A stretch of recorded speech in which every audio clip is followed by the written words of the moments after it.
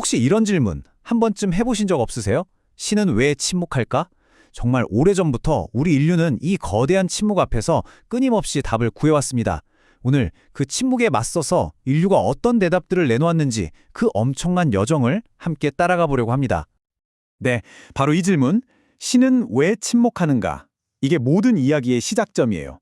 과연 신의 침묵은 그냥 신이 없다는 뜻이었을까요? 아니면 우리 인류에게 뭔가를 스스로 해보라고 던져진 거대한 질문이었을까요?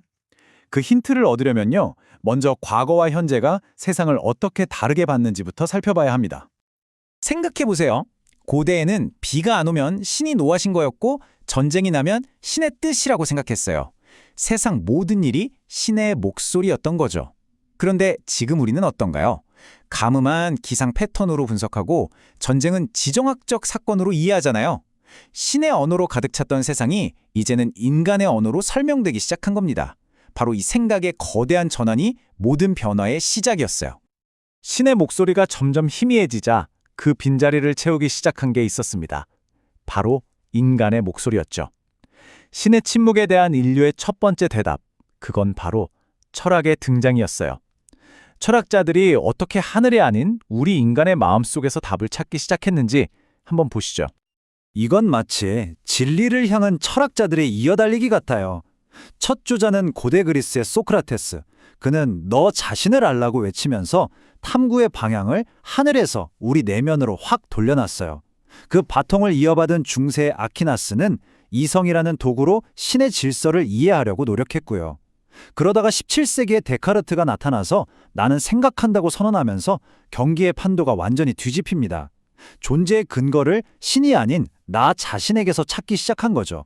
그리고 마지막 주자 19세기의 니체는 마침내 신은 죽었다고 선언하면서 이제 인간 스스로 의미를 만들어야 하는 새로운 시대의 문을 열어젖혔습니다. 소크라테스의 이 말, 너 자신을 알라. 이 간단한 문장이 사실은 엄청난 혁명이었습니다. 왜냐하면 진리나 신성함이 저 멀리 하늘에만 있는 게 아니라 바로 우리 내면을 들여다봄으로써 찾을 수 있다는 선언이었으니까요. 신의 침묵 속에서 인간이 스스로를 탐구하기 시작한 역사적인 첫걸음이었습니다. 그리고 정말 결정적인 순간이 오죠. 데카르트의 나는 생각한다, 고로 나는 존재한다. 이 말은요, 신이 나를 만들었기 때문에 내가 존재하는 게 아니라 지금 내가 의심하고 생각하고 있다는 이 사실 자체가 내 존재의 가장 확실한 증거가 된다는 뜻이에요. 어마어마한 전환점이죠. 바로 이겁니다. 진실의 기준, 그 무거운 추가, 신에게서 나라는 개인의 이성으로 완전히 옮겨온 순간이에요. 데카르트의 이 생각은 신과 인간 사이의 관계에서 힘의 균형을 영원히 바꿔놓은 정말 거대한 사건이었습니다. 그리고 마침내 니체의 이 충격적인 선언이 나옵니다. 니체가 신은 죽었다고 했을 때 이게 정말 신이 사라졌다는 뜻은 아니고요. 세상의 모든 가치와 의미를 부여하던 절대적인 기준으로서의 신이라는 개념이 더 이상 힘을 잃었다는 의미였죠. 이제 인류는 누구에게도 기댈 수 없이 스스로 자신의 가치를 만들어야 하는 거대한 도전을 마주하게 된 겁니다. 이런 철학적인 고민은 20세기에 두 번의 끔찍한 세계대전을 겪으면서 아주 현실적인 질문이 됩니다. 이 참혹한 현실 속에서 사람들은 물을 수밖에 없었죠. 신은 대체 어디에 계셨는가? 바로 이런 부조리한 세상, 신이 침묵하는 세상 속에서 카뮤 같은 실존주의자들은 우리 스스로 의미를 만들며 살아가야 한다고 외쳤습니다. 자, 철학자들이 인간의 내면을 깊이 파고드는 동안 또 다른 한쪽에서는 바깥 세상에서 답을 찾으려는 사람들이 있었어요. 신의 침묵에 대한 인류의 두 번째 응답, 바로 과학자들이 우주라는 거대한 책을 전혀 새로운 방식으로 읽어대기 시작한 이야기입니다. 코페르니쿠스의 발견은 신이 인간을 위해 특별히 설계했다는 그 우주관에 대한 최초의 거대한 도전이었어요. 지구가 우주의 중심이고 우리가 창조의 주인공이라는 수천 년간의 믿음이 흔들리기 시작한 거죠. 우리가 특별한 존재가 아니라 수많은 행성 중 하나일 뿐이라는 사실은 당시 사람들에게 엄청난 충격이었습니다. 그리고 갈릴레오가 남겼다는 이 전설적인 한마디, 그래도 지구는 돈다. 이건 단순한 고집이 아니었어요. 종교적 교리가 아니라 내 눈으로 직접 관찰한 과학적 진실을 따르겠다는 선언이었죠. 이제 인간의 관찰이라는 행위 자체가 기존의 권위에 저항하는 강력한 힘이 될 수 있음을 보여준 겁니다. 뉴턴은 신을 없앤 게 아니었어요. 오히려 신을 위대한 수학자라고 생각했죠. 우주를 너무나 완벽한 물리학 법칙으로 써내려갔다고 본 거예요. 이제 우주는 신의 변덕에 따라 움직이는 게 아니라 인간이 이해할 수 있는 예측 가능한 법칙에 따라 움직이는 거대한 시계와 같아졌습니다. 그리고 다윈은 생명의 기원에 대한 가장 근본적인 질문에 새로운 답을 내놓습니다. 그의 진화론은 생명이 신의 설계에 따라 한 번에 짠 하고 창조된 게 아니라 상상도 할 수 없이 긴 시간 동안 자연의 법칙에 따라 변화해 왔다는 걸 보여줬죠. 인간 역시 그 거대한 생명의 흐름 속에 있는 일부로서 말이에요. 철학이 나를, 과학이 우주를 탐구했다면 인류의 세 번째 응답은 가장 내밀한 곳, 바로 우리 인간의 마음으로 향합니다. 심리학은 신이라는 개념 자체가 우리 마음속에서 어떻게 생겨나는 현상인지를 탐구하기 시작했어요. 여기서 심리학은 아주 근본적인 질문을 던집니다. 신은 정말 우리 바깥에 존재하는 실체일까요? 아니면 우리 마음이 만들어낸 어떤 구성물일까요? 이 질문에 대해 정신분석학의 두 거장, 프로이트와 융은 정말 완전히 다른 대답을 내놓습니다.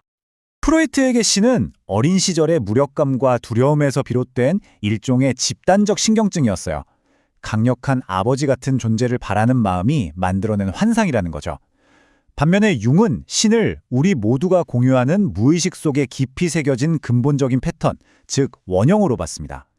인간의 나약함이 만들어낸 증상이냐, 아니면 우리 정신의 본질적인 일부냐. 정말 흥미로운 시각 차이죠. 누구의 말이 맞든 한 가지는 분명해 보입니다. 우리 인간의 마음 깊은 곳에는 무언가를 숭배하고 의지하려는 강력한 충동이 있다는 거죠. 절대적인 신이라는 대상이 희미해진 현대사회에서 그 충동은 사라지지 않고 그저 새로운 대상을 찾아 나선 것 같아요. 돈이나 권력 혹은 자기 자신을 새로운 신으로 삼는 것처럼요. 자, 이제 흩어져 있던 이야기들을 하나로 묶어볼 시간입니다. 철학, 과학, 심리학을 거치면서 인류는 신의 침묵에 대해 어떤 결론에 이르렀을까요? 그건 바로 인류 자신의 아주 우렁찬 대답이었습니다. 그렇다면 신의 침묵은 그저 텅 빈 부재였을까요? 우리가 지금까지 달려온 이 기나긴 여정의 끝에서 이 질문을 다시 한번 마주해 봅시다. 아니었습니다. 그것은 부재가 아니라 바로 초대였습니다. 이게 오늘 이야기 전체를 관통하는 핵심이에요. 신의 침묵이라는 문제를 인간의 가능성을 일깨우는 거대한 초대장으로 다시 읽어내는 거죠. 다시 말해, 철학은 우리 스스로 생각하라는 초대였고, 과학은 우리 스스로 관찰하라는 초대였으며, 심리학은 우리 자신의 내면을 깊이 들여다보라는 초대였습니다. 각각의 학문은 그 침묵이 던진 질문에 대한 인류의 창의적이고 주체적인 응답이었던 셈이죠. 어쩌면 우리가 계속해서 질문하고 탐구하는 이 모든 행위 자체가 신의 침묵에 대한 가장 진실한 대답일지도 모릅니다. 우리의 질문하는 목소리, 관찰하는 눈, 그리고 성찰하는 마음이 멈추지 않는 한 신은 결코 완전히 침묵하는 게 아닐 겁니다. 만약 그 침묵이 정말 우리를 향한 초대였다면 지금 우리는 무엇을 발견하도록 초대받고 있는 걸까요? 이 질문은 인류의 이야기가 아직 끝나지 않았다는 것, 그리고 그 이야기의 다음 장을 써내려갈 주인공은 바로 우리 자신이라는 것을 말해주고 있습니다.